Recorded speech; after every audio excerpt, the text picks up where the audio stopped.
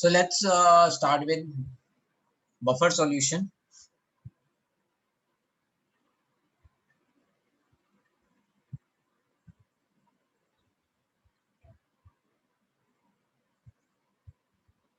Lecture number, this is lecture number 8 or 9? 9, I think. And date is 19th April 2021.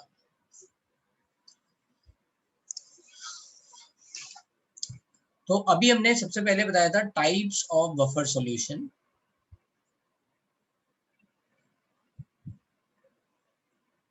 And इसमें हम पहला case कर रहे थे, that is weak acid plus salt of weak acid, है ना, जिसको कहते हैं एसिडिक बफर. ठीक है. Generally pH is less than 7, but एक इंपॉर्टेंट बात, बट है ना, but can pH be more than 7 और नॉट, है ना. सो बट यहाँ पे समझ सकते हैं, यहाँ पे अभी हमने फॉर्मूला बनाया था, है ना. Generally pH is less than 7 but note pH is equals to pK plus log salt by acid, right. यही हमने फॉर्मूला देखा, एंडरसन इक्वेशन, है ना, right. This is Henderson equation.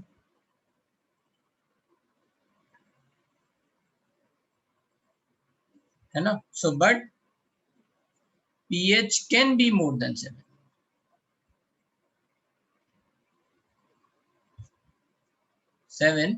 As pH depends on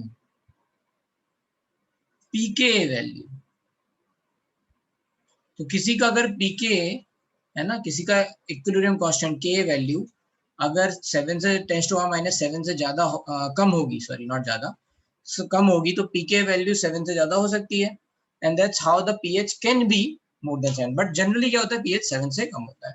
तो कई बार ये कंफ्यूजन होता है कि एसिडिक बफर हमेशा एसिडिक ही होंगे क्या. नहीं, एसिडिक बफर इसलिए आ रहे हैं क्योंकि ये बफर है weak acid and salt of weak acid, है ना.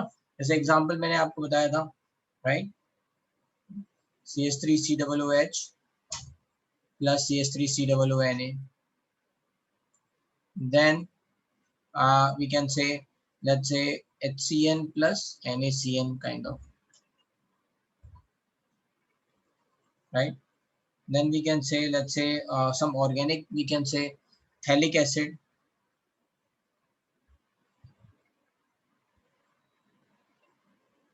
plus potassium phthalate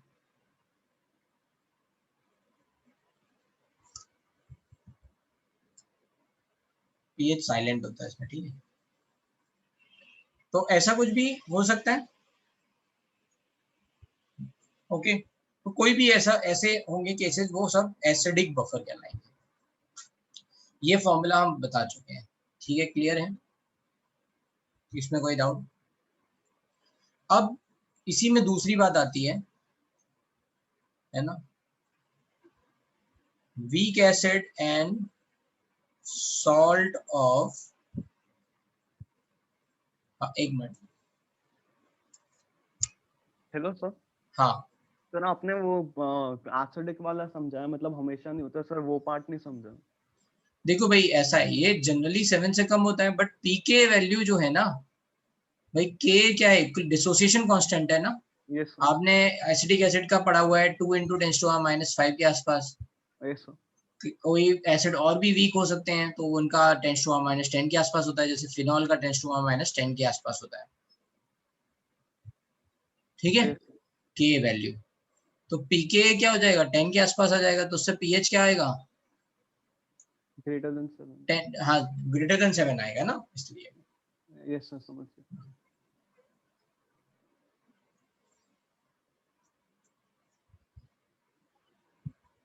सो यहाँ पे बात याद रखनी है कि पीएच किस पे डिपेंड करता है, ये अभी हमने कल बताया है, उससे ये बात आप क्लियरिफाई कर सकते हो. PH is equals to pK plus log salt by acid. Buffer action बता दिया था। अब यहाँ पे चलते हैं वीक एसिड, या फिर इसको लिख सकते हैं polyprotic weak acid, polyprotic weak acid plus salt of polyprotic acid. तो इसमें बस ये कॉन्जुगेट होने चाहिए, राइट। जैसे मैंने यहाँ पे लिखा H2CO3, तो यहाँ पे कौन सा सॉल्ट आएगा, NaHCO3। ठीक है, ये भी क्या है, बफर है ना, ये यहाँ पे एसिड की तरह काम करेगा, ये बफर है। इनफैक्ट ये भी बफर है, this is also buffer, NaHCO3 plus Na2CO3। क्योंकि यहाँ पे ये एसिडिक सॉल्ट है, ये एसिडिक सॉल्ट क्या होते हैं, जो H प्लस देते हैं, ठीक है, दिस इज एसिडिक सॉल्ट,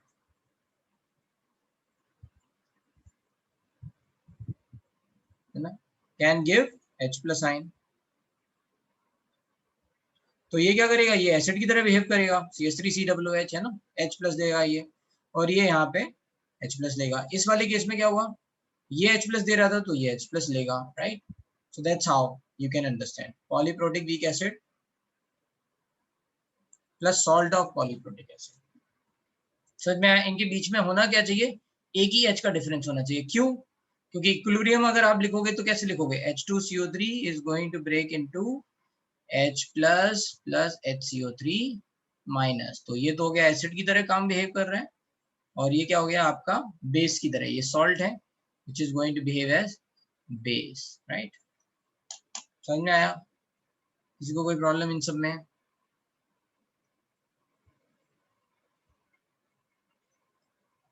ठीक है, बी। हाँ ना, बोलते जाओ भाई, है ना, अच्छा लगता है। अरे भाई NaHCO3 में क्या होगा, HCO3 minus is going to give H plus, and this is CO3 2 minus is going to be like this, तो ये एसिड हो गया यहाँ पे, और ये बेस की तरह काम करेगा, सॉल्ट।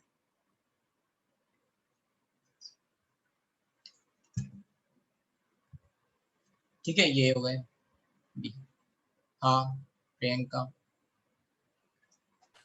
सर वो बेस की तरह एक्ट करेगा वो समझा, बट आपने सॉल्ट क्यों लिखा है वहाँ पे?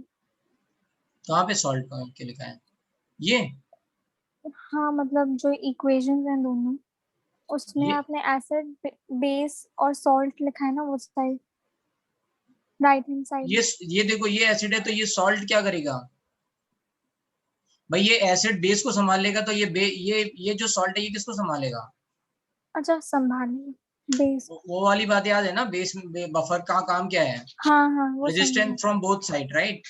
यस हाँ, तो इनके बीच में ऐसे समझा। इक्विलिब्रियम रहेगा। कोई अगर आप एसिड डालोगे, राइट, तो ये इधर की तरफ शिफ्ट होने लग जाएगा इक्विलिब्रियम। अगर आप एसिड डालोगे तो सॉरी एसिड डालोगे तो इधर इक्विलिब्रियम शिफ्ट होने लग जाएगा, बेस डालोगे तो ये इक्विलिब्रियम इधर शिफ्ट होने लग जाएगा, ऐसे। तो ये बफर यस होगा, सर समझा। थैंक ठीक है। See, basic buffer, that is salt of weak base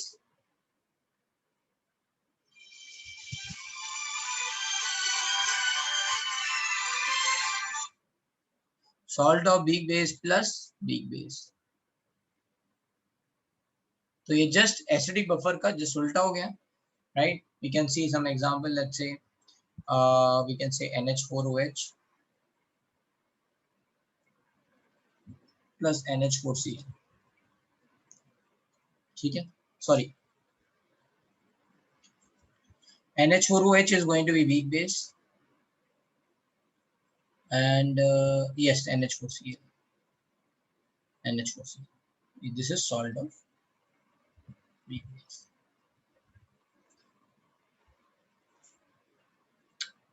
अब इसमें क्या होगा, what is going to happen, the same thing, same buffer action होगा यहाँ पे भी। तो बेस को न्यूट्रलाइज करने के लिए NH4 प्लस काम करेगा एसिड की तरह, राइट। और NH4OH which is weak base, तो ये एसिड को न्यूट्रलाइज करेगा। That's how the resistance is going to come। Base is going to fight with acid, the salt which is having NH4 plus, Cl minus तो कुछ करेगा नहीं, strong acids आया, does not hydrolyze, no, do not participate, तो ये NH4 plus participate करेगा। NH4 plus cation है, cation is going to behave as acid, तो ये एसिड की तरह बिहेव करेगा, राइट। तो यहाँ पे पीएच कैलकुलेशन देख लेते हैं।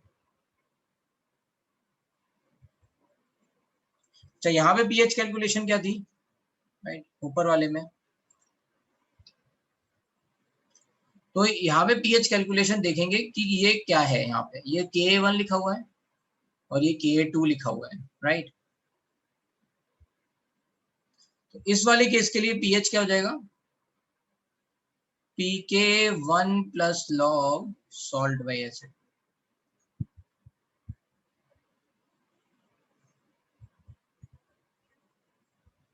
इस वाले केस के लिए पीएच क्या हो जाएगा, pK2 plus log salt by acid. अब यहाँ एसिड और सॉल्ट ये अलग अलग हो गए। यहाँ पे ये सॉल्ट कौन है, HCO3 माइनस, एसिड कौन है, H2CO3। इस वाले केस में सॉल्ट कौन है, CO3 2 माइनस, एसिड कौन है, HCO3 माइनस। तो ये पीएच की वैल्यू आ गई यहाँ पे। कैसे निकाली, इसका Ka1 लिखो, उससे आ जाएगा आंसर, है ना। ये फॉर्मूले कैसे आए, right. Let's say somebody is saying this, asking this कि ये फॉर्मूले कैसे आए, राइट। सो मैं थोड़ा सा ना यहाँ जगह ले इधर, ठीक है, थोड़ा आगे। तो हमने लिखा था H2CO3 which is H plus plus HCO3 minus। अब Ka1 वैल्यू लिख दो, Ka1 is nothing but HCO3 minus H plus H2CO3, बस। अब लॉग ले लो, minus log Ka1 equals to minus log H plus minus log HCO3 minus divide by H2CO3। तो क्या होगा, ये pK1 हो गया, ये pH हो गया, और ये माइनस वाला साइन इधर चला जाएगा, तो this log salt by acid, this is the Anderson equation. आगे ठीक है, इस तरह से ये फॉर्मूले बने जो अभी हमने बनाए।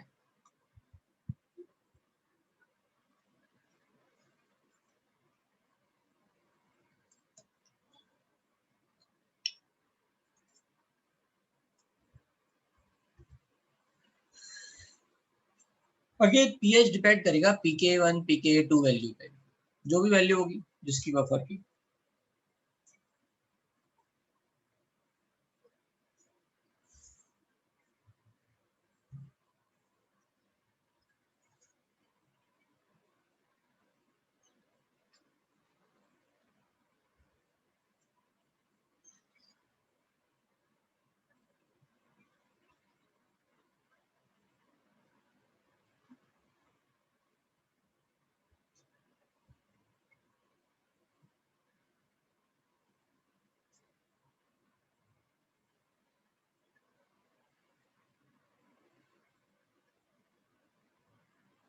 हो गया, ये ऊपर देख लो।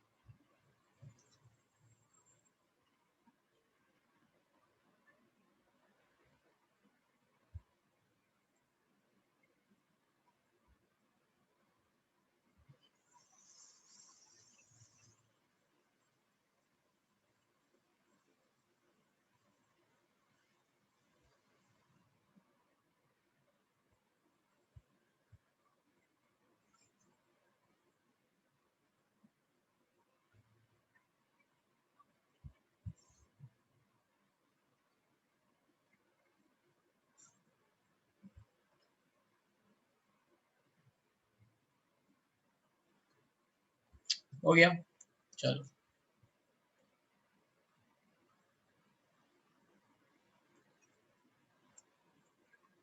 तो बेसिक बफर में कैसे निकालेंगे, तो सिंपली ये हमने फिर से एग्जांपल ले लिया NH4OH और NH4Cl का, ठीक है।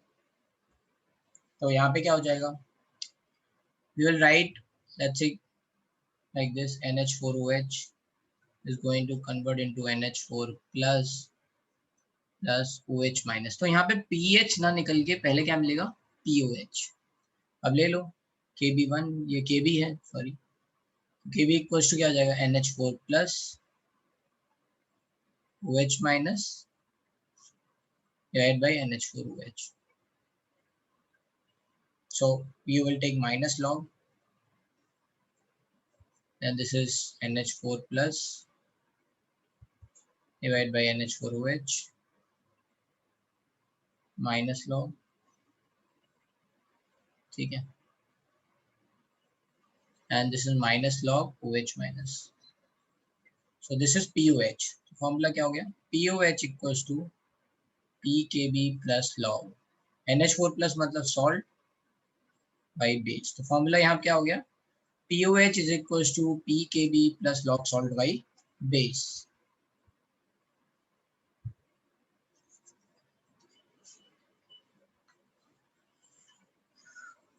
ठीक है, बस ये डिफरेंस है। अब आप यहाँ से POH निकाल लेंगे तो आप PH निकाल लेंगे ना, PH क्या हो जाएगा फिर 14 माइनस POH।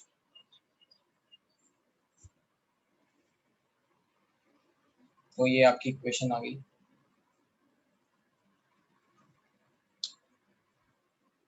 अब ये प्रिपेयर कैसे कर सकते हैं, जैसे हमने 3 केसेस पढ़े थे एसिडिक बफर प्रिपेयर करने को, वैसे यहाँ पे 3 कंडीशन है ना, प्रिपरेशन ऑफ बेसिक बफर।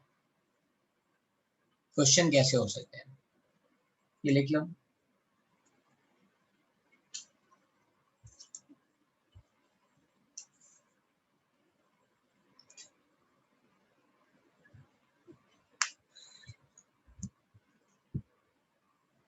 कोई दिक्कत यहाँ तक किसी को भी?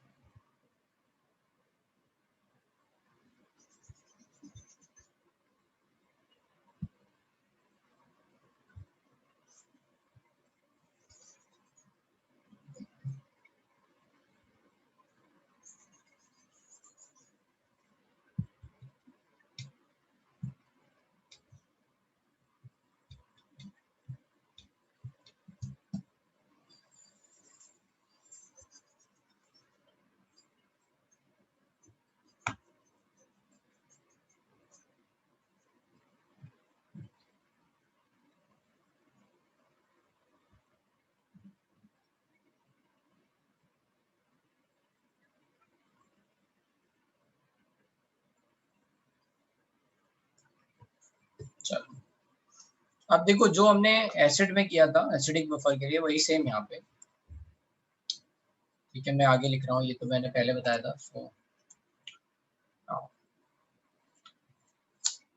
प्रिपरेशन ऑफ बेसिक बफर,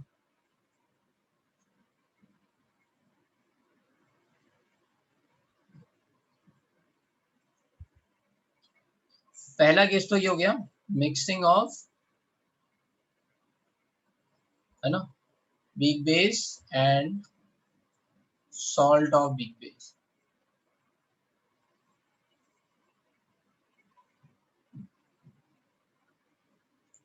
ये पहले समझाया था ना H2CO3 में फॉर्मूला कैसे आया, ये दिस वी हैव डन, कि ये भैया फॉर्मूला हमने कैसे लिखा है, ऊपर जो फॉर्मूला लिखा है उसका ये है।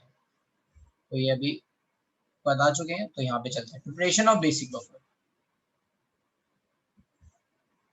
Mixing of weak base and salt of weak base। Second, mixing of weak base and strong acid where weak base के जो इक्विवेलेंट है वो किससे, स्ट्रॉन्ग एसिड से ज्यादा है। जैसे 100 ml of 0.1 molar NH4OH plus, है ना, 100 ml of let's say of 0.05 molar HCl. So when you will write the reaction, you will say NH4OH plus HCl is going to give you NH4Cl. So at T equals to 0 पे यहाँ पे कितने हैं, 100 into 0.1 is 10, और यहाँ पे 100 into 0.05 is 5, तो 0। Then क्या होगा, after the reaction this is going to be 5, 0, 5. So what is remaining, salt is remaining, what else is remaining, weak base. क्या जरूरी है, weak base should be greater than strong acid.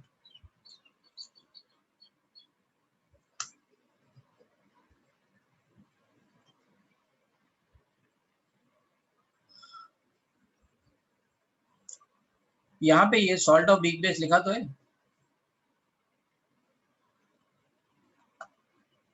ना।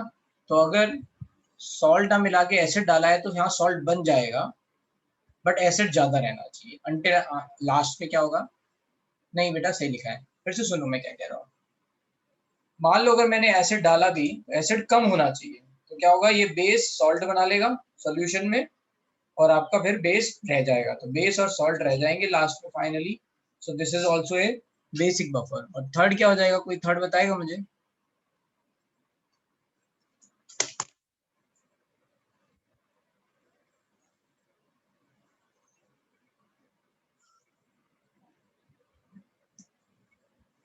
कोई third बताने वाला है मुझे, बताओ भाई। इक्विवेलेंट इक्वल हो जाएंगे तो सॉल्ट बन जाएगा, केवल सॉल्ट बनेगा। हमें बफर बनाना है, बफर बनाने का मतलब है इक्विवेलेंट इक्वल नहीं होंगे।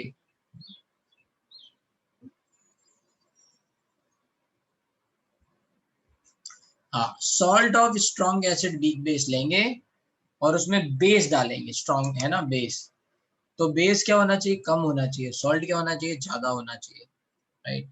सो we are going to say mixing of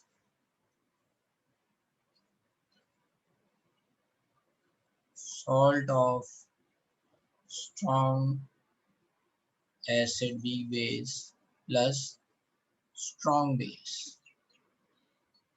where salt is more than base।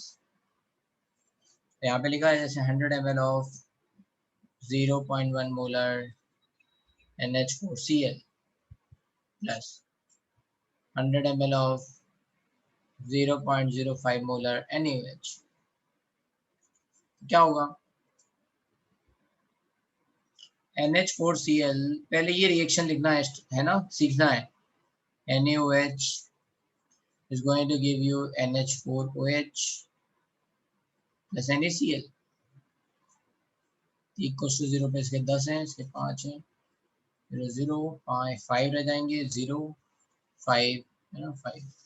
तो ये एसिड सॉरी बेस और सॉल्ट मिल गया, ठीक है।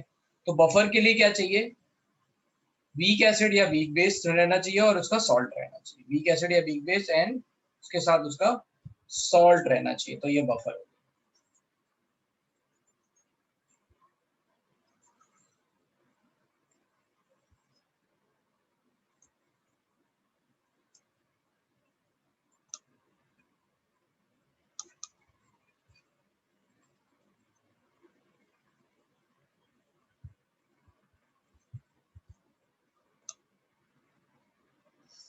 और कैसे सॉल्यूशन, और कौन बफर हो सकते हैं, तो ये तो एसिडिक और बेसिक बफर हो गए। सेकेंड वाला जो है वो एसिडिक का पार्टी है एक तरह से।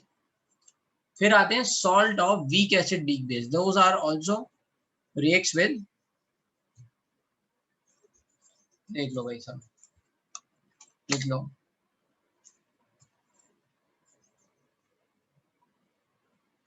चौथा है salt of weak acid weak base,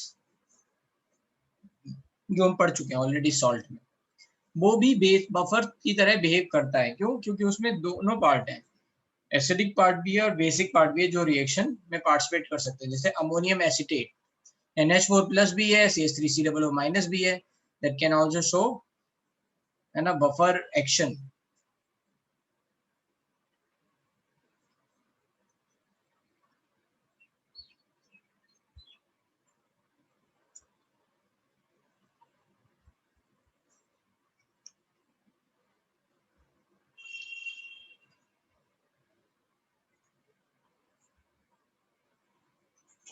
yes yes धनी, वैसे भी NaCl में Na प्लस और Cl minus both are not going to react. खुश हैं Na प्लस, खुश है Na 8 इलेक्ट्रॉन लेके आउटर मोस्ट सेल में, Cl माइनस खुश है 8 इलेक्ट्रॉन लेके, और वैसे भी वो रिएक्ट नहीं करते, हाइड्रोलिसिस नहीं हो रही, दे आर वेरी हैप्पी।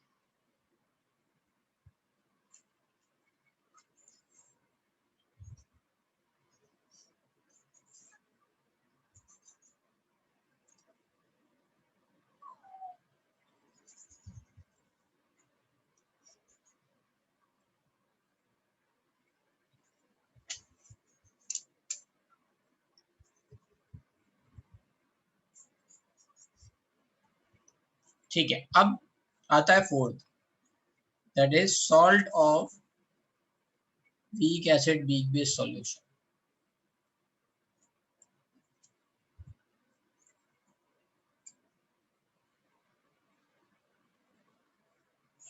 तो उसमें क्या है, जैसे example CH3COO NH4 sorry NH4 या फिर NH4CN है ना, ऐसा एक्सेट्रा। क्या हो रहा है इसमें, इसके दो पार्ट हो गए, एक तो ये CH3COO- है which is going to behave as base, and NH4+ which is going to behave as acid. तो काम बन गया, ठीक है, इस तरह से। तो इसका पीएच आपको पता ही है, pH is pKw plus pK minus pKb/2।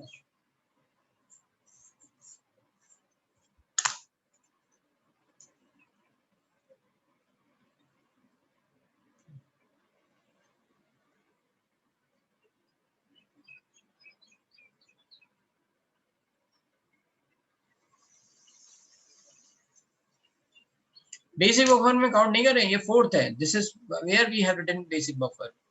Types लिख रहे थे ना, टाइप्स ऑफ बफर सॉल्यूशन। तो एक कॉमन तो एसिड और बेसिक बफर है, इसके अलावा भी हैं।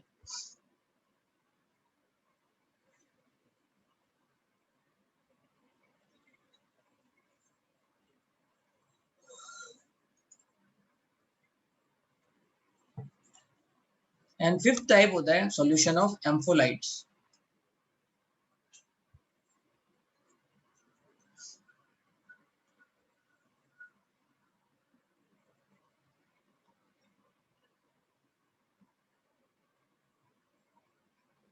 Ampholytes means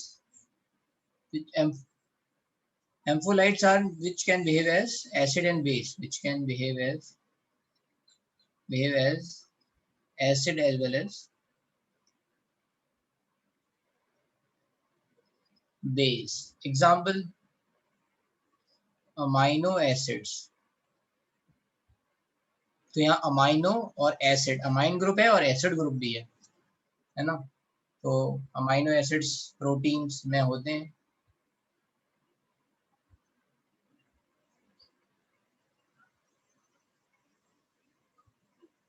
एम्फोटेरिक सॉल्ट आ गए ना ऊपर, सेकंड केस ध्वनि।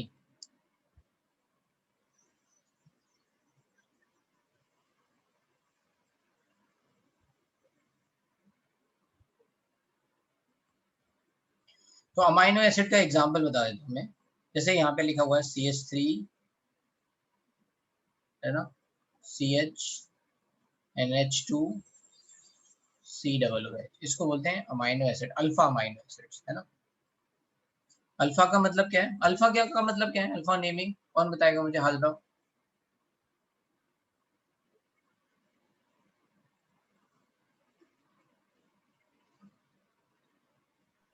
C++ O के बाजू वाले कार्बन को हम अल्फा कार्बन बोलते हैं, उससे जुड़े हाइड्रोजन को अल्फा हाइड्रोजन। तो जो सीनियर फंक्शनल ग्रुप है ना, जो भी सीनियर फंक्शनल ग्रुप है, जैसे अभी आपने अल्फा हाइड्रोजन देखे होंगे एल्कीन में, वहां अल्फा हाइड्रोजन क्या थे, वहां पे सीनियर ग्रुप क्या है IUPAC के हिसाब से, डबल बॉन्ड। इससे जो फर्स्ट कार्बन जुड़ा हुआ है उस पर जो हाइड्रोजन है वो क्या हो गए, अल्फा हाइड्रोजन, और जो ये कार्बन है इसको क्या बोलेंगे, अल्फा कार्बन। ठीक है, you can recall this part. ठीक है, COOH इज नॉट इम्पोर्टेंट भाई, IUPAC में COOH सबसे ऊपर वाला प्रायोरिटी वाला फंक्शनल ग्रुप है, इसलिए COOH देख रहे हैं। बट कहीं पे भी अगर मान लो दो फंक्शनल ग्रुप लगे हैं या फिर मल्टीपल बॉन्ड हैं, जो भी है, तो हम उनके हिसाब से देखते हैं। तो पहला जो कार्बन आएगा वो अल्फा कार्बन हो जाएगा। तो बस ये अल्फा कार्बन हो गया, इस पे अमाइनो ग्रुप लगा हुआ है, ठीक है, तो ये अल्फा अमाइनो एसिड्स हो गए। ठीक है, तो ये किसकी तरह बिहेव कर सकता है, बेस, और ये किसकी तरह बिहेव करेगा, एसिड। ठीक है, तो ये आ गए, ये जरूरत के लिए नहीं है, इंफॉर्मेशन के लिए। इसको हम पढ़ेंगे किसमें, बायोमोलिक्यूल्स में। ठीक है, कहाँ पढ़ेंगे, बायोमोलिक्यूल्स में, तब मैं इसको थोड़ा और अच्छे से बताऊंगा। ठीक है, इस इंफॉर्मेशन के लिए लिख लिया है। तो ये तो हो गए बफर सॉल्यूशन। अच्छा, कहीं पे ये बोला गया है कि an acid is taken to neutralize basic solution, and the neutralization stops at 50%. Neutralization stops at 50%। इसका मतलब क्या है, तो बताएगा मुझे।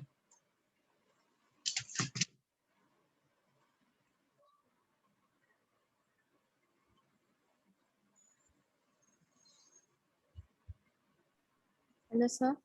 हाँ, न्यूट्रलाइजेशन स्टॉप्स एट 50% का मतलब क्या है? सर 50% होने से एसिड और बेस एक दूसरे को इक्वलाइज कर देंगे ना कंसंट्रेशन वाइज, तो इसके लिए न्यूट्रलाइजेशन में 50% में स्टॉप हो जाता है।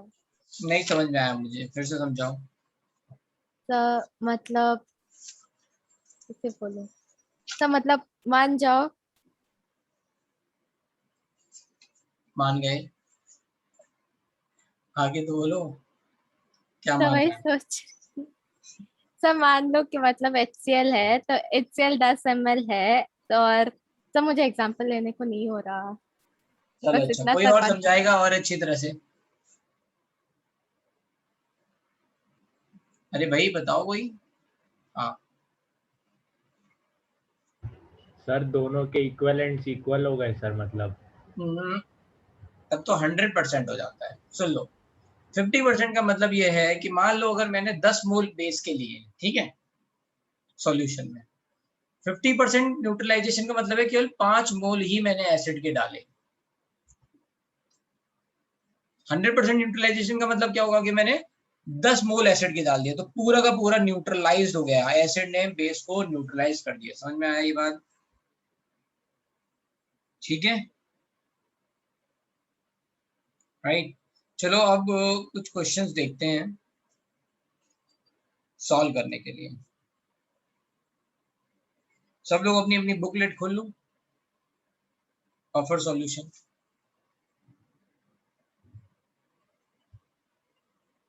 डाउट है किसी को? हाँ बोलो। सर मुझे 50% वाला नहीं समझा। अभी न्यूट्रलाइज नहीं हुआ मतलब वो बेस ज्यादा है तो बेसिक ही रह जाएगा ना, तो न्यूट्रलाइज हो ही नहीं रहा है। 50% हो गया ना न्यूट्रलाइज। पहले मान लो 10 मोल थे, आपने 5 हाँ मोल एसिड के डाल दिए, तो अभी 10 मोल एसिड के सॉरी 10 मोल बेस के पूरे न्यूट्रलाइज नहीं हुए, केवल 5 मोल न्यूट्रलाइज हुए एसिड से, 5 रह गए। अच्छा, तो फिर जो तो है वो 50% सॉल्यूशन बेसिक न्यूट्रलाइजेशन, सॉल्यूशन ही रहेगा ना, पर हाँ बेसिक ही रहेगा, लेकिन अब हाँ, उसमें उसका नंबर ऑफ मोल्स क्या हो गए, कम हो गए, कम हो गए, 50%। 5 हो जाएगा। हाँ हाँ। सब समझा। Thank you sir. अच्छा, before we will solve some questions, मैं देख रहा था एक चीज और बता देता हूँ। इसको बोलते हैं इफेक्टिव बफर, है ना, रेंज, इफेक्टिव बफर रेंज।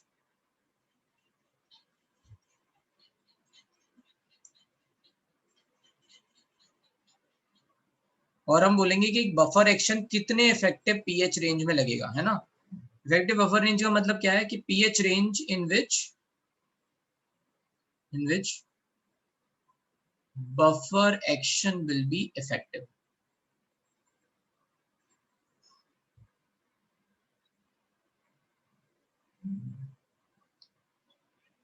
ठीक है, तो अगर हम थियोरेटिकली देखें तो थियोरेटिकली तो बफर हम हमेशा बोल सकते हैं बफर ही है थियोरेटिकली, क्योंकि हर हर पॉइंट पे थोड़े ना थोड़े तो सॉल्ट और थोड़े ना थोड़े एसिड के मोल्स तो होते ही हैं, राइट। बट हर पॉइंट पे, मतलब मैं क्या कह रहा हूँ कि अगर मैंने CH3COOH का सॉल्यूशन लिया, ठीक है, और ये टूटने लग गया, हर पॉइंट पे मुझे CH3COO माइनस के मोल्स मिलेंगे, हर पॉइंट पे CH3COOH भी मिलेगा, राइट। किसी भी पॉइंट पे, मतलब कितनी भी कंसंट्रेशन ले लो, डाइल्यूट करता जाऊं, कुछ भी हो, हर पॉइंट पे मुझे ये CH3COO माइनस मिलेगा, हर पॉइंट पे CH3COOH मिलेगा। तो क्या हमेशा ये पीएच रजिस्ट करता रहेगा, या कब वो इफेक्टिवली बफर एक्शन दे रहा होगा, कब वो बफर एक्शन दिखेगा, है ना, अप्रिशिएबल बफर एक्शन होगा। तो थियोरेटिकली बफर तो हमेशा ही है ना। हो सकता है इसके 10⁵ मोल्स हो, इसके 1 ही मोल हो, इसके कंपैरिजन में, तब भी हम कहेंगे ये बफर ही है एक तरह से, right, theoretically. But experimentally buffer कब होगा, जब ये दोनों सिग्निफिकेंट अमाउंट में हो, ठीक है, ये दोनों सिग्निफिकेंट अमाउंट में हो, तो दोनों एक दूसरे, दोनों एसिड और बेस दोनों को न्यूट्रलाइज कर सके, राइट। मेरी बात समझ में आ रही है मैं क्या कह रहा हूँ?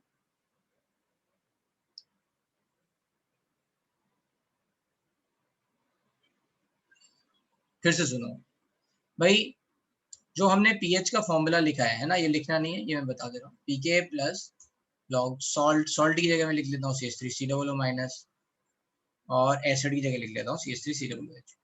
तो किसी भी कंसंट्रेशन ऑफ CH3COOH पे मैं ये ऐसे फिर बोल दूंगा कि पीएच ऐसे निकाल सकते हैं, तो ये बात गलत हो जाएगी, ठीक है। किसी भी इस पे नहीं बोल सकता हूँ। क्यों नहीं बोल सकता हूँ? क्योंकि यहाँ पे क्या होगा, अगर मान लो ये CH3COO माइनस है ना, बहुत ज्यादा है और ये 1 मोल ही है, तो ये क्या होगा, केवल और केवल ये बेस की तरह बिहेव करेगा और ये केवल एसिड को रेजिस्ट करेगा। ये तो इतना कम है कि रेजिस्टेंस टुवर्ड्स द बेस बहुत कम हो जाएगा, तो that is not going to act as buffer. But अगर मैं थ्योरेटिकली पॉइंट ऑफ व्यू से कह रहा हूँ, तो मैं कह रहा हूँ हाँ ये बफर हो सकता है, क्या बात है, दोनों एक साथ प्रेजेंट तो है ना। So that's why I am saying effective buffer range. Effective buffer range का मतलब क्या है? pH range in which buffer action will be effective, और buffer action का मतलब क्या है? pH resistance जहाँ पे लगेगा, right? तो अब आप सोच के बताओ कि क्या वो रेशियो है जो हम जनरली रखते हैं कि 1:10 का रेशियो।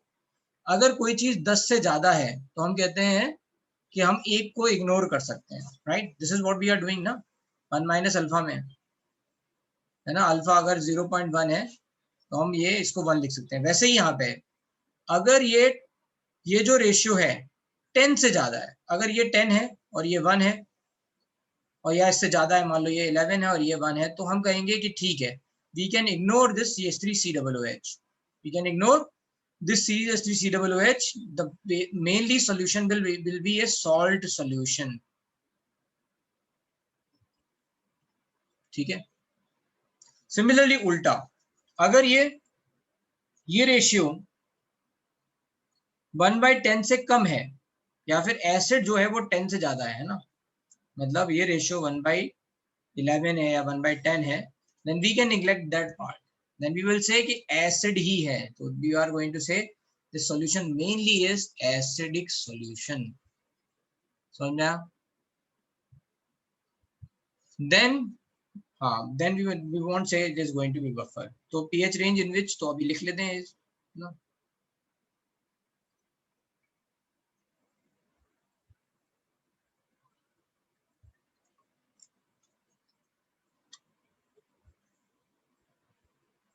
तो यहाँ पे लिखना क्या है हमें, if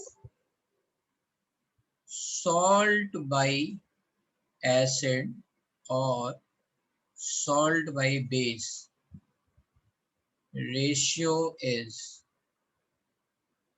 है ना, is bigger than, or we can write like this,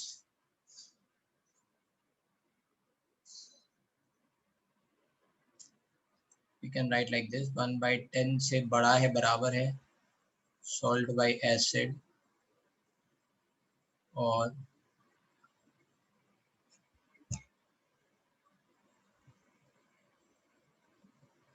salt by base is less than, है ना, 10⁻⁴, then राइट, ये एक इंपॉर्टेंट बात है, राइट। देन वी कैन से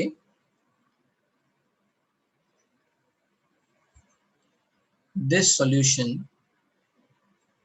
is going to be buffer solution, or effective, or it is going to give effective buffer action, is going to give effective buffer action। ये value क्या है, एक तरह से 0.1, राइट, और ये वैल्यू क्या है 10,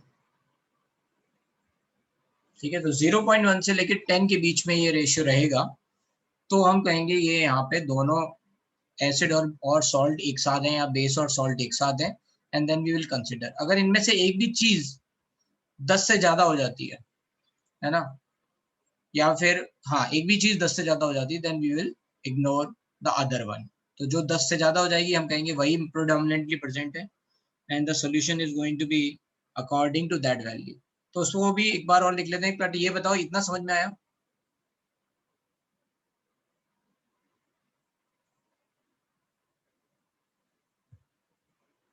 ठीक है, तो अब pH क्या हो जाएगा? So pH is going to be, hence pH is going to be pK। अगर ये सॉल्ट बाई एसिड की वैल्यू 1/10 है तो यहाँ log क्या आ जाएगा? 1/10, right? So this is log 1/10 is nothing but pH is nothing but pK minus 1, 2 pH equals to pK plus log 10/1, so 2 pK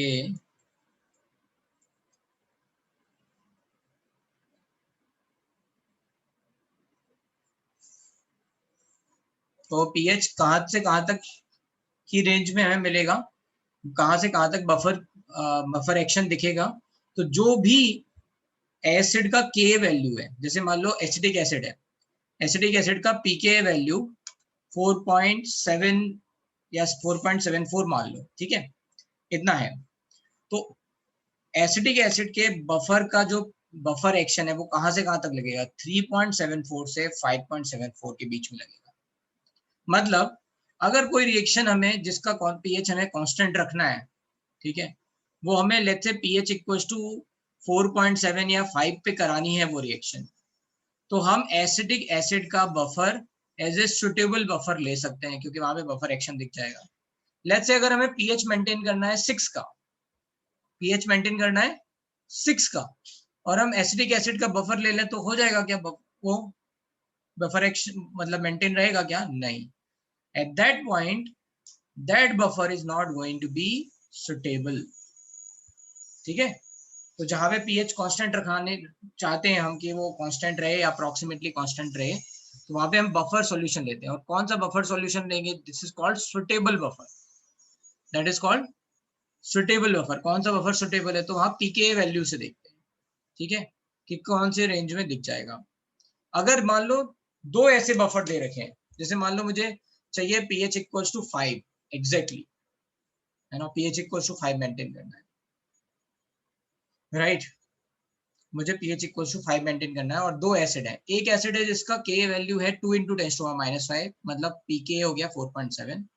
दूसरा acid है जिसका pK वैल्यू है 1 × 10⁻⁵। तो मैं कौन से वाले बफर को मतलब कौन से वाले बफर को मानूंगा कि ये मैं मुझे बफर लेना चाहिए? एक का pK वैल्यू 4.7 है, दूसरे का pK 5 है।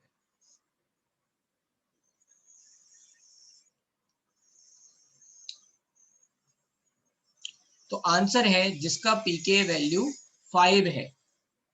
जो आपको बफर एग्जैक्ट जो pH चाहिए आपको, उसका जितने क्लोज K वैल्यू होगा उतना अच्छा बफर कहलाता है। क्यों? देखो ये मान लो ये आपका pK वैल्यू है, ये वह है pK -1, और इसके इधर है pK +1। अच्छा, I will write like this. ये pH कहाँ से हो गया? तो मैं यहाँ पे लिख देता हूँ, इसे एक लाइन बना लेता हूँ। This is pK -1, this is pK, and this is pK +1, ये pH, ठीक है। अगर मेरा pH बिल्कुल pK के बराबर है, सॉल्यूशन का जो मुझे चाहिए, है ना, जो मुझे pH चाहिए दैट इज डिजायरेबल, उसका pH pK के बराबर है, तो मुझे दोनों तरफ रेजिस्टेंस मिल रहा है बराबर का, दोनों तरफ रेजिस्टेंस मिल रहा है बराबर का। समझ में आया? लेकिन अगर मुझे pH चाहिए 4.7, है ना, और यहाँ pK 5 है, सॉरी उल्टा,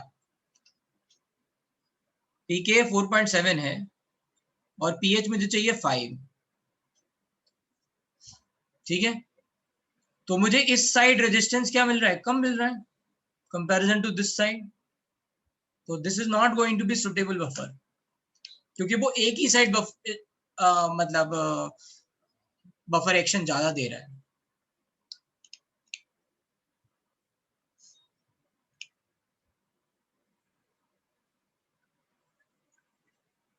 ठीक है, इसको बोलते हैं बफर कैपेसिटी। इस पे हम थोड़ी देर में आएंगे, ठीक है। जिनको नहीं समझ में आया कोई बात नहीं, इस पे हम दोबारा आएंगे, फिर समझाएंगे बफर कैपेसिटी।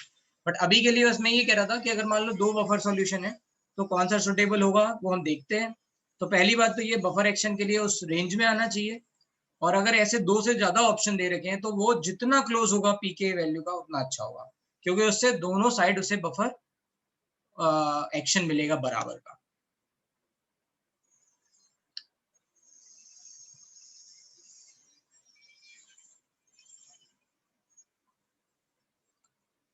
ठीक है, ये बात बफर एक्शन पे थोड़ी देर में फिर से आते हैं। इतनी बात समझ में आ गई कि बफर का इफेक्टिव बफर कहाँ से कहाँ तक का मिलेगा, पीके -1 से पीके +1 तक। और वो क्यों हम मान रहे हैं, क्योंकि हमने ये रेशियो ले लिया 1:10 का, राइट। अगर क्वेश्चन में कुछ और रेशियो दे रखा होगा तो हम कुछ और मानेंगे, है ना। मान लो किसी क्वेश्चन में बोला कि नहीं हम 1/10 नहीं मान रहे हैं, हम तो कह रहे हैं 1/20 तक इफेक्टिव है, तो फिर हम उसके हिसाब से मान लेंगे। ठीक है, जो भी दे रखा होगा हम अकॉर्डिंग टू दैट देंगे, बट जनरली 1:10 वैलिड मानते हैं।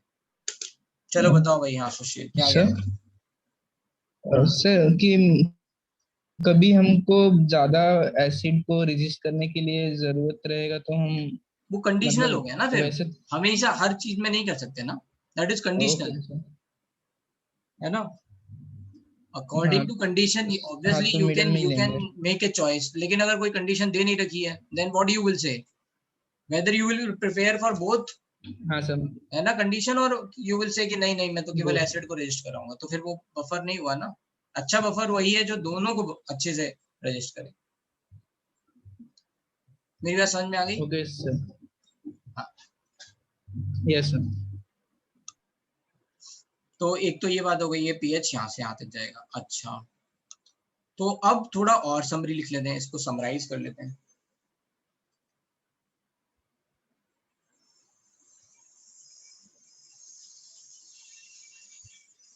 यहाँ पे लिखा है let's say salt by acid ratio. Let's say for example we can assume कि ये लिखा हुआ है CH3COO minus by CH3COOH ratio.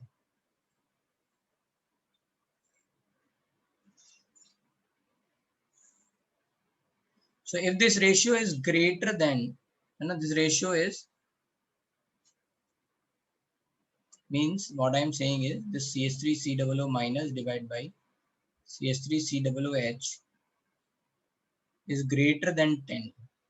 That means CH3COO minus is much greater than CH3COOH, and this is going to be salt solution. This is going to be salt solution. pH क्या हो जाएगा? pH कैसे निकालेंगे? pH is half pKw plus, strong base का salt है तो plus आएगा, 7 से ज्यादा होता है ना। pKb pKa plus log C। ठीक है, अगर यही रेशियो CH3COO माइनस CH3COOH, ये हमने एसिड के लिए लिखा है, आप बेस के लिए भी लिख सकते हो, है ना, सेम। अगर ये वैल्यू आपकी राइट 0.1 से ज्यादा बराबर है और लेट्स से, है ना, 10 तक है, then we are going to say buffer solution, and pH is nothing but pKa plus log salt by acid। और यही अगर मान लो रेशियो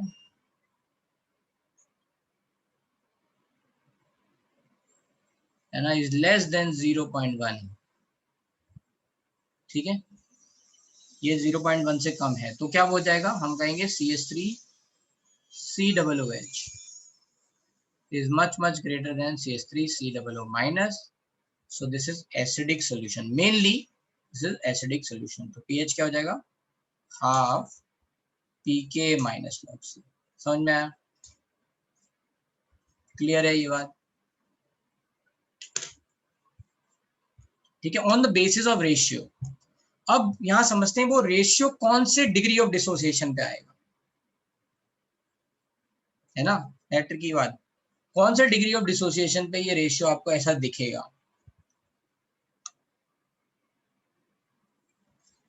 तो यहां समझ लेते हैं। जैसे अज्यूम करो कि ये CH3COOH T = 0 पे 100% था।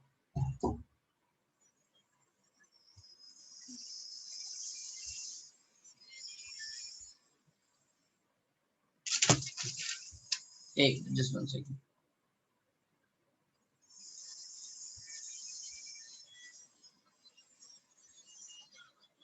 मान लो ये था 100%, ये 0 है, ये 0 है। मान लो ये यहाँ पे है ना 9% टूट गया, लगभग 9% टूट गया। तो ये कितना रह गया 91%, और ये कितना हो गया 9%। ठीक है, ये कितना होगा 9%। So alpha, if alpha is 9%, तो इनके बीच का रेशियो कितना हुआ 9 divide by 91, that is 1/10 approximately. सुनना है? तो यहाँ पे ये क्या हो जाएगा,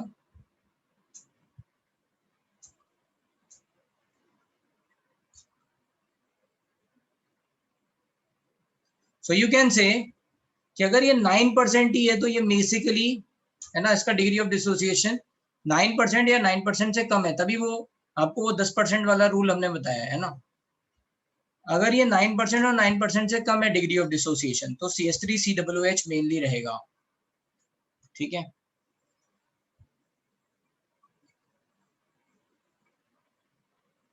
यहाँ पे right, this is going to be like this.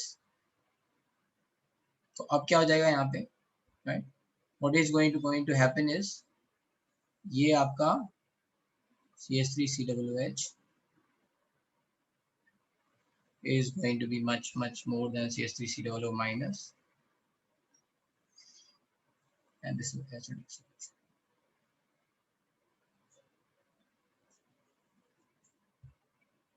ठीक है, तो डिग्री ऑफ डिसोसिएशन से भी आप रिलेट कर सकते हो इस चीज को।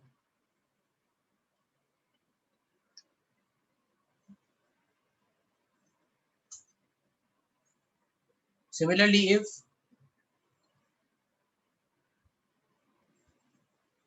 इसको रहने दो, अच्छा छोड़ो, इसमें ना थोड़ा और कंफ्यूजन बिल्ड होने लग जाएगा। लीव, मतलब कुल मिला के ये बस इतना याद रखो, आप रेशियो याद रखो, just don't go in with the alpha, just don't go with the alpha. ठीक है, अल्फा, लीव द अल्फा। ठीक है, तो आपको याद क्या रखना है, आपको बस ये याद रखना है ये 1/10 का रेशियो रहेगा, तो फिर क्या बनेगा, क्या कौन डोमिनेट हो सकता है, उसके हिसाब से हम पीएच निकालेंगे। ठीक है, तो ये तो हो गई summary and buffer, effective buffer range. अब चलो करते हैं क्वेश्चन। तो आप लोग अपनी अपनी बुकलेट निकाल लो। ठीक है, अल्फा वाली बात छोड़ देना, उसमें मत हो कंफ्यूज।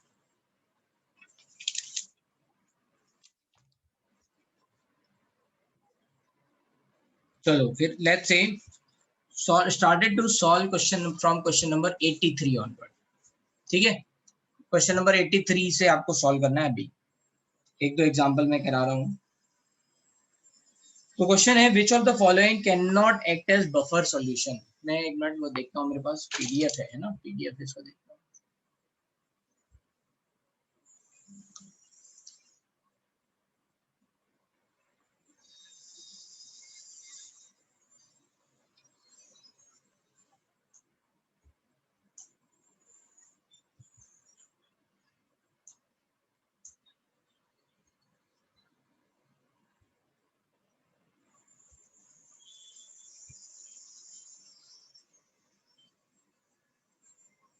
चलो बताओ भाई, which of the following cannot act as buffer solution।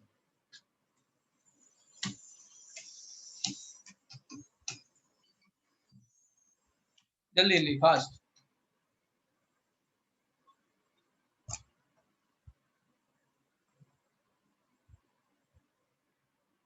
ध्वनि अभी तो बताया है, क्या देखना है आपको?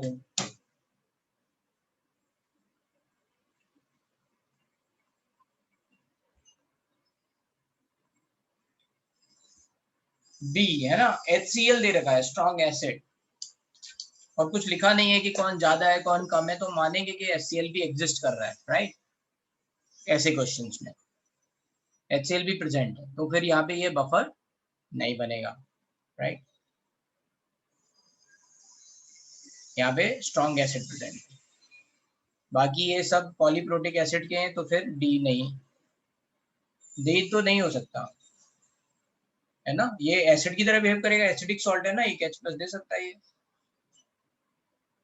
सॉरी उल्टा H3PO4 है ना, तो ओके।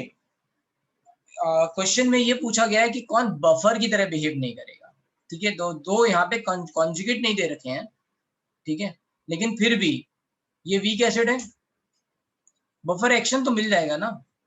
ये यहाँ पे सॉल्ट है which is behaving as base.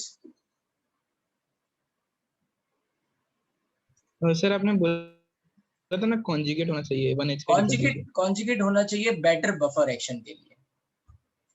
Conjugate okay, होगा ना तो मतलब उनके बीच में इक्विलिब्रियम एस्टैब्लिश होने लग जाएगा। यहाँ पे क्या होगा, यहाँ दो इक्विलिब्रियम एस्टैब्लिश होंगे, पहले H3PO4 से H2PO4 ओके सर, बनेगा और H2PO4 से HPO4 बनेगा। जैसे मैं क्या बोल रहा हूँ ये बताओ, इधर देखो, ये अभी हमने पढ़ा है, इनके भी तो दो सेपरेट इक्विलिब्रियम है, हाँ सर, है ना? तो बस ये होना चाहिए कौन रजिस्ट कर पाएगा क्या इधर और इधर, तो यहाँ पे है ऐसा, ठीक है? यहाँ तो बिल्कुल नहीं है, हाँ HCl ये है इसलिए। तो बेटर होता अगर ये यहाँ पे NaH2 लिखा होता हो, ठीक है, लेकिन अगर ये भी लिखा है तो ये भी चलेगा। It's not going to be a good buffer, but ठीक है, बफर एक्शन दिखेगा। चलो question number 84। When a solution of benzoic acid was titrated with NaOH, इसका मतलब क्या है? Benzoic acid is weak acid, benzoic acid is weak acid, organic acid है, ये स्ट्रॉन्ग बेस के साथ बन रहा है, तो यहाँ पे सॉल्ट बनेगा। फिर क्या कह रहे हैं कि the pH of solution when half the acid neutralized by 4.3, half the acid neutralized, इसका मतलब क्या हुआ? रिमेनिंग हाफ बच गया, है ना? जैसे मान लो पहले एसिड था A अमाउंट, उसमें आपने A/2 बेस डाल दिया NaOH, तो ये A/2 रह गया, ये 0, ये A/2 बन गया, ठीक है? दैट इज 50% यूटिलाइजेशन, और another way we can say that.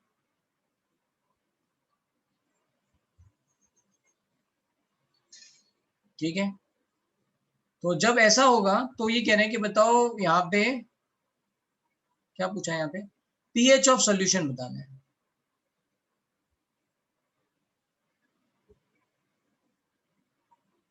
Sorry, not the pH solution, pH दे रखा है, they are asking dissociation constant, Ka value पूछ रहे हैं, ठीक है? तो करना क्या है, फॉर्मूला लिख देना है, pH equals to pK plus log salt by acid. तो अब यहाँ पे 50% सॉल्ट बना और 50% एसिड रह गया, तो इनके बीच का जो रेशियो है वो क्या हो गया, 1:1 है ना, तो log 1 0 हो गया, तो pH equals to pK which is nothing but 4.3, ठीक है? अब ये वही हो गया जैसे pH का एंटी लॉग लेके निकालते थे H प्लस आयन की कंसंट्रेशन, ठीक है? तो बस इसमें क्या करेंगे, इसको लिखेंगे minus log K equals to 4.3, तो log K equals to minus 4.3 which is nothing but 0.7 plus, है ना, plus 0.7 minus 5, तो plus 0.75 हो गया, minus 5 10 to the minus 5, तो 5 into 10 to the minus 5। समझ में आया?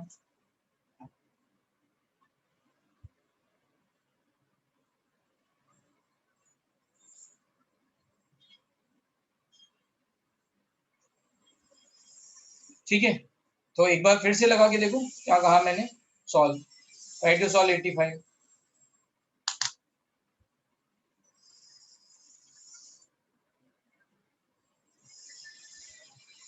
फिर से देख लो मैं क्या कह रहा हूँ, ये वीक एसिड है, ये स्ट्रॉन्ग बेस है।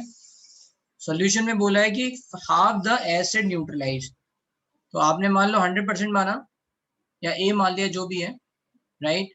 तो बाद में 50% बना रह गया, 50% आपका सॉल्ट बन गया। So this ratio is going to be 1, तो log 1 इक्वल्स टू 0, तो यहाँ पे pH pKa के बराबर, and then you can solve. 85 solve करो, एक मिनट।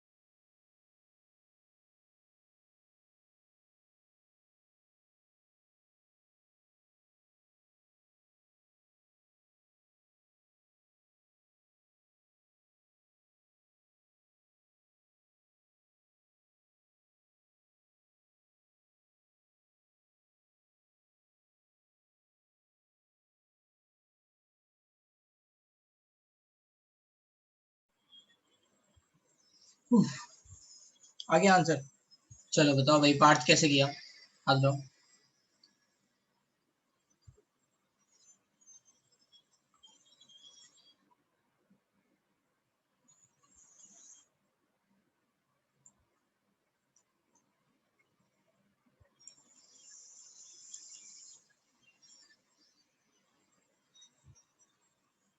पार्थ? हाँ बताओ। और सर मतलब क्वेश्चन कैसे सॉल्व किया वो बोलूँ?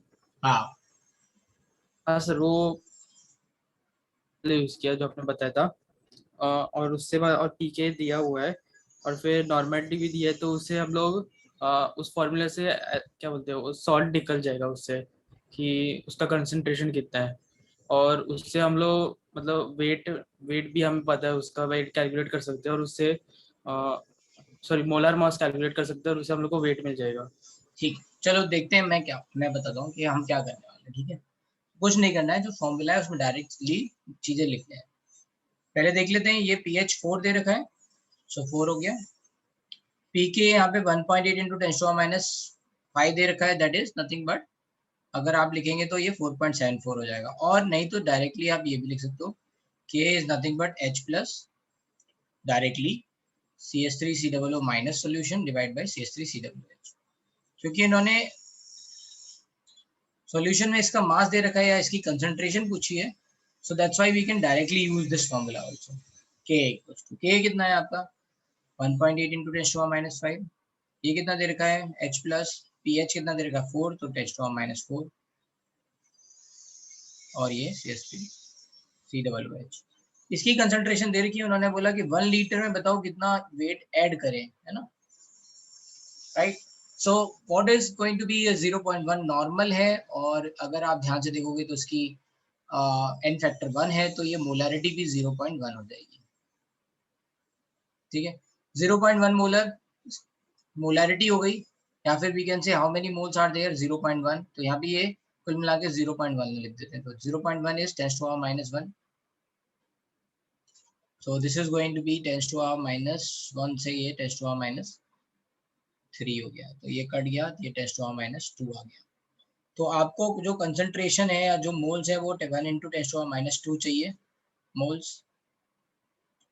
What you are going to do, you are going to multiply by molar mass, तो ये कितना हो गया CH3COO, और ये हो गया आपका 15 + 12 + 32, so this is going to 27 59, और ये 23 82, अब 82 से मल्टीप्लाई कर दो। ठीक है, तो अप्रोक्सीमेट आंसर आपका आ जाएगा कुछ। ठीक है, 82 इंटू 1.8 इंटू 10⁻⁻², तो ये 0.82 हो गया। 0.82 इंटू 1.8, तो ये 1 से ज़्यादा है और 2 टाइम्स से कम है, 16.4 से 16.4, तो यही आ जाएगा इसके आसपास। ठीक है, सॉल्व करके देख लेंगे।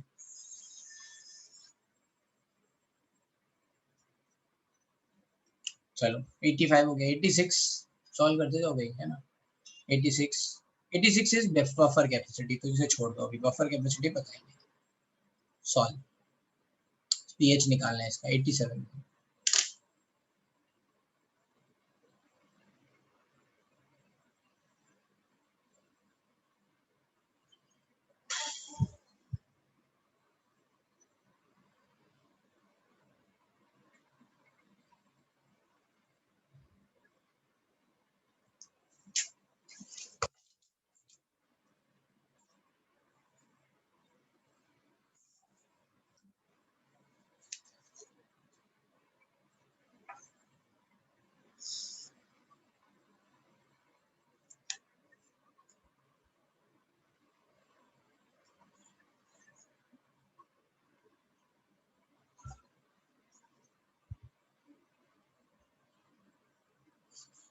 है आंसर? तो बस इसमें एक ही बात थोड़ी ट्रिकी है और कुछ नहीं है, यहाँ पे होल ट्वाइस दे रखा है, तो हमें किसकी कंसंट्रेशन चाहिए होती है, आयन की, है ना। आयन की कंसंट्रेशन क्या हो जाएगी 3 इंटू 10⁻² इंटू 2 CH3COO माइनस की, तो 6 इंटू 10⁻² हो जाएगी। इससे सॉल्व कर लेंगे, डायरेक्ट आंसर 88।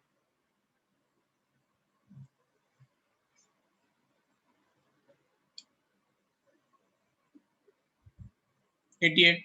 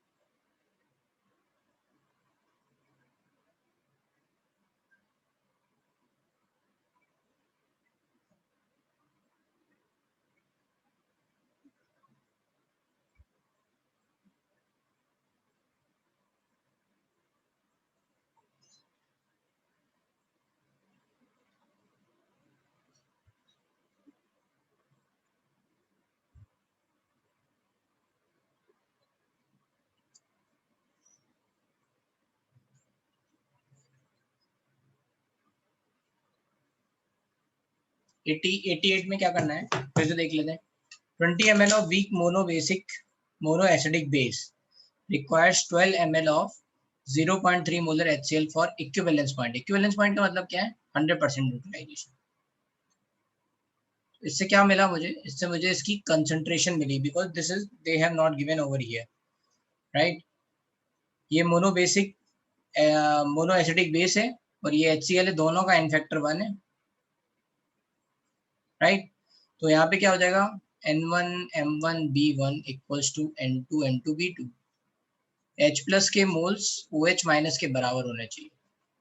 H प्लस कितने हैं? 12 ml. M कितना है? 0.3. N कितना है? 1 इक्वल्स टू यहाँ पे N कितना है? N2 1. M2 नहीं पता. V2 कितना है? 20. So from this method you can calculate M2. ये कितना आ गया? ये आया 3.6 डिवाइड बाय 20. 3.6 डिवाइड बाय 20 है ना. इसको कट कर लेंगे तो इससे आ जाएगा और ये या फिर यू कैन राइट 0.18. ठीक है. अब क्या कह रहे हैं? During titration pH of the base solution was 10 upon addition of 4 ml 0.03 molar HCl solution. What is the अच्छा ये कह रहे हैं कि अगर हमने इतना डाल दिया है ना अपॉन एडिशन ऑफ दिस, इतने इक्विवेलेंट डाल दिए तो बताओ पीएच ऑफ बेस सॉल्यूशन क्या हो जाएगा? सॉरी पीकेबी क्या होगा? पीएच दे रखा है यहाँ पे 10 है. ठीक है. तो पहले तो हमें ये मोलारिटी पता चल गई भाई, बेस की मोलारिटी 0.18 है. अब मैं थोड़ा हटा देता हूँ ये सब, राइट. तो पीएच 10 है, इसका मतलब क्या है? पीओएच 4 है. मैं लिख लेता हूँ 4 equals to pK b plus log salt by acid. ठीक है.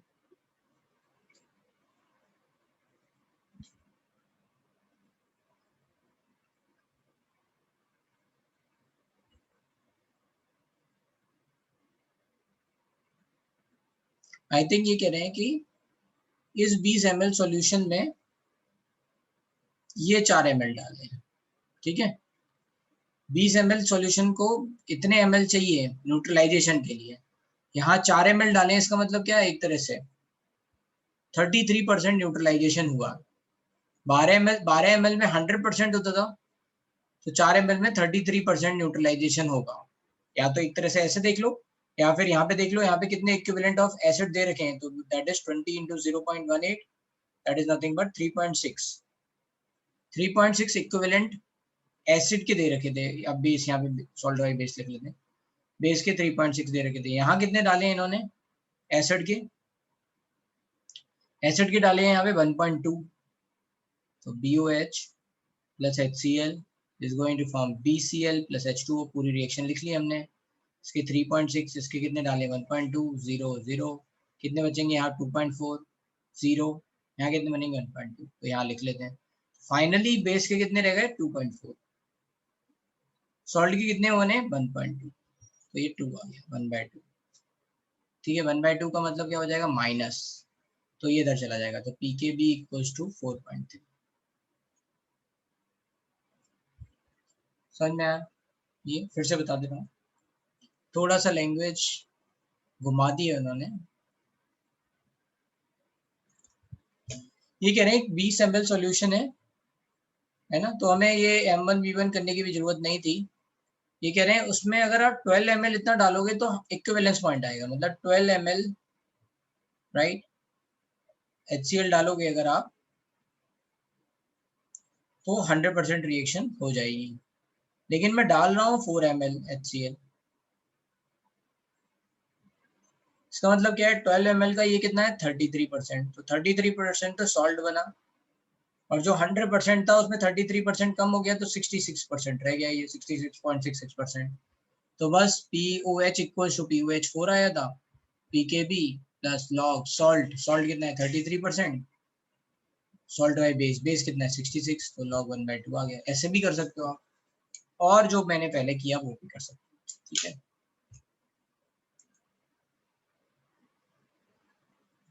87 का पीकेवी कैसे निकाला? क्वेश्चन में आप वैल्यू रख दो यहाँ पे 6 इंटू 10⁻² और ये 2 इंटू 10⁻², तो ये लॉग कितना आ जाएगा? सॉल्ट बाई एसिड 3 आ जाएगा, log 3। तो pH equals to pK is 4.75 plus log 3, तो 5.23 आ गया। ठीक है, तो ये समझ में आ रहा है, क्वेश्चन इजी है, बफर कैपेसिटी छोड़ दो, बाकी ये आपको सारे क्वेश्चन सॉल्व करने हैं। ठीक है, कुछ क्वेश्चन मैंने अभी आपको करवा के दिखाए हैं, कहाँ तक कर सकते हैं हम लोग। इंडिकेटर और छोड़ देना है ना, ये इंडिकेटर वाले क्वेश्चन छोड़ देना, इंडिकेटर पढ़ाएंगे।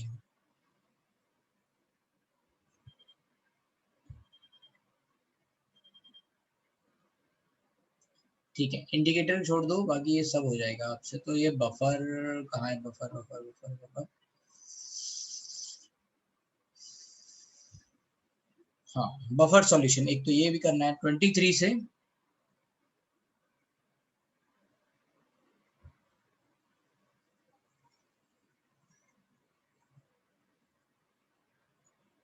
31 तक। ठीक है, ये आपको और करने हैं। चलो, ये तो हो गए बफर के क्वेश्चंस जो हमें आपको करनी है। अब आती है बात बफर कैपेसिटी की।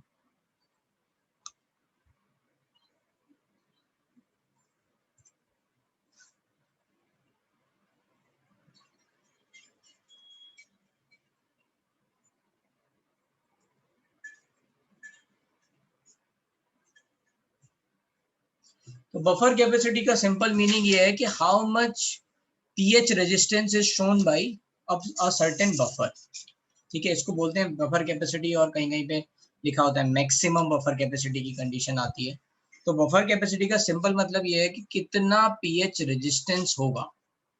कैसे पता करेंगे? ठीक है, तो पहले लिख लो, the property of buffer to resist pH change is given by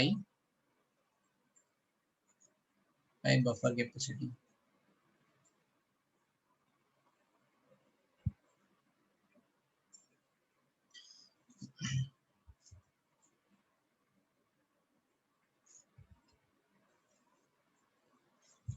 अब ये होता कैसे है, बफर कैपेसिटी कैसे हम आइडेंटिफाई करेंगे? तो हम लेते हैं एक बफर सॉल्यूशन। कौन सा, कितना buffer solution? 1 litre buffer solution लेते हैं। ठीक है, तो इसमें लिखते हैं, है ना, इट इज गिवन एज, इसको 5 से रिप्रेजेंट करते हैं।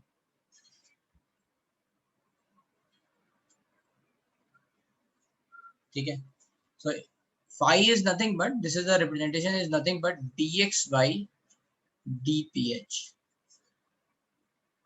ठीक है, ये थोड़ी देर में बता देंगे, चलो नीचे लिखेंगे phi। so it is given as number of moles of acid or base added to 1 liter, है ना, buffer solution to change pH by 1 unit।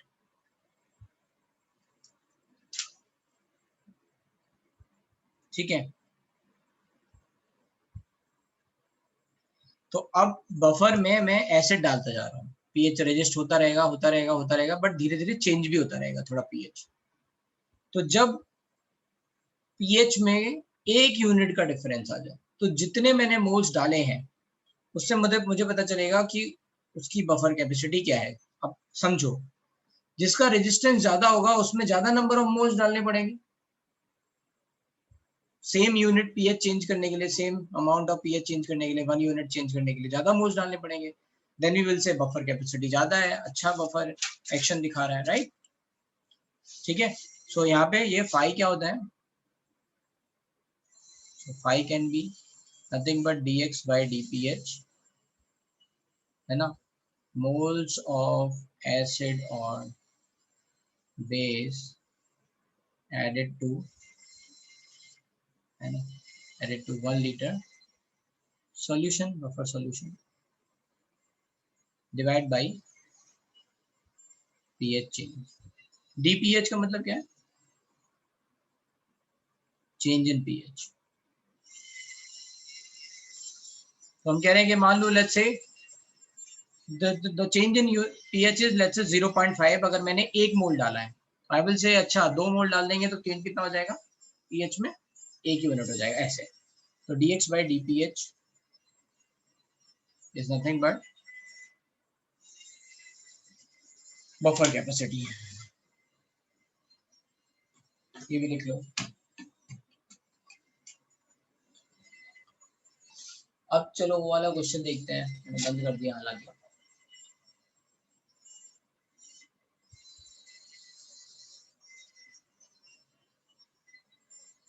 तो उसमें क्वेश्चन में दे रखा है कि पीएच आपका 6.745 है, changes to 6.832। So you can change, you can calculate what is the change, है ना। पीएच चेंज कितना हुआ? PH final minus initial 6। कितने मोल डाले आपने NaOH के? 0.01, 1 लीटर सॉल्यूशन में। तो 0.01 divide by change in pH डाल दोगे तो उससे आपको बफर कैपेसिटी आ जाएगा। ये है क्वेश्चन नंबर 86। ठीक है। अब क्या आता है? Maximum buffer capacity condition. Condition for maximum buffer capacity. So what we are going to say कि भाई सबसे ज्यादा रेजिस्टेंस कब मिलेगा? जब पीएच इक्वल्स टू क्या हो जाएगा? PK. PH is nothing but pK, और we can say log salt by acid is equals to 0, या फिर वी कैन से, है ना, और we can say salt concentration divide by acid concentration or salt by base concentration is going to be 1, or you can say when salt is equals to, salt concentration is equals to acid concentration, तो इनका ratio क्या आएगा? बराबर आ जाएगा। और जब ये बराबर होगा तो पीएच क्या हो जाएगा? पीके के बराबर हो जाएगा। तो यहाँ पे मैक्सिमम रेजिस्टेंस मिलेगा। इसीलिए मोस्ट सुटेबल बफर कब होगा? फॉर मोस्ट सुटेबल बफर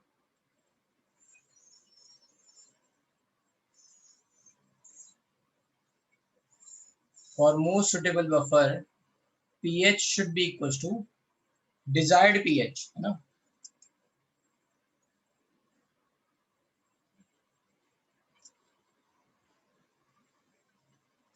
जो हम मेंटेन करना चाहते हैं, right. Desired pH should be equals to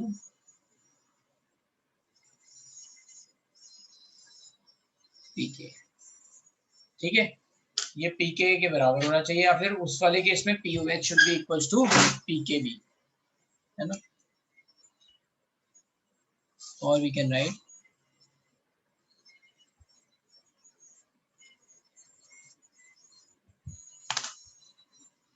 तो बस अब ये बात हमने जो आपको लाइन बना के दी थी ना,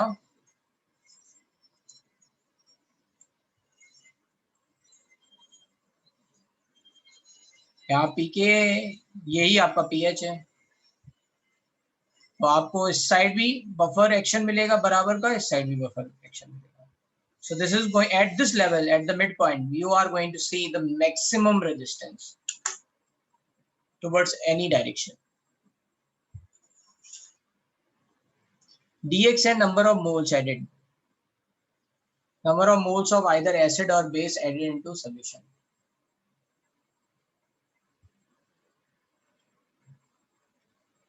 ठीक है, तो ये अभी समझ में आया, ये बात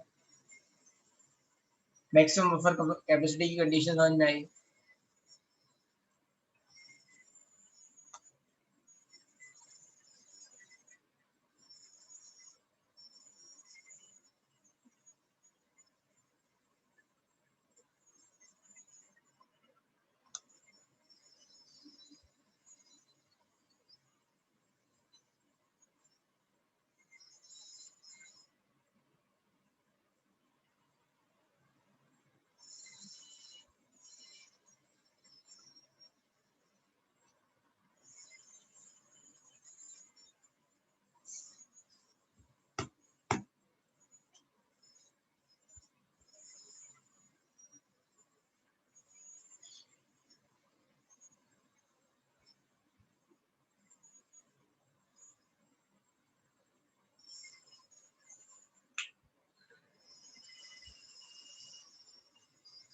चलो फिर आज क्लास यहीं पे खत्म कर रहे हैं, ठीक है।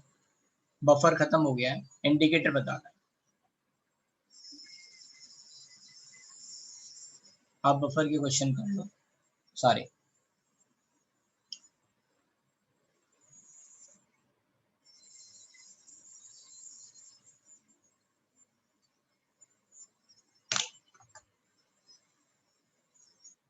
ठीक है, दैट्स इट। क्लास में बंद कर दूं या लिख रहा है कोई? Finish, yes. हाँ